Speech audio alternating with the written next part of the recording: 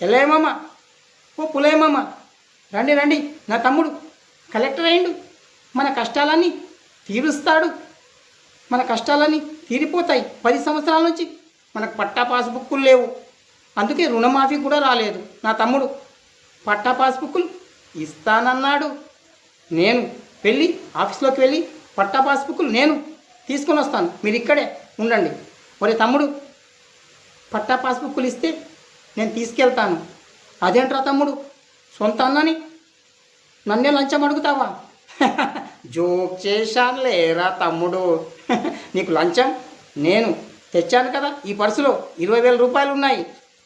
లంచం తీసుకో. ఏసీబీ ఆఫీసర్లు రండి రండి, వీడిని రెడ్ హ్యాండెడ్గా పట్టుకోండి. నా తమ్ముడు నా దగ్గరనే లంచం తీసుకుంటున్నాడు. వీడు కలెక్టర్ అయి ఉండి కూడా లంచం తీసుకుంటున్నాడు. మీరు వెంటనే విని అరెస్ట్ చేయండి. యావజ్జీవ కారాగార శిక్ష వేసేయండి.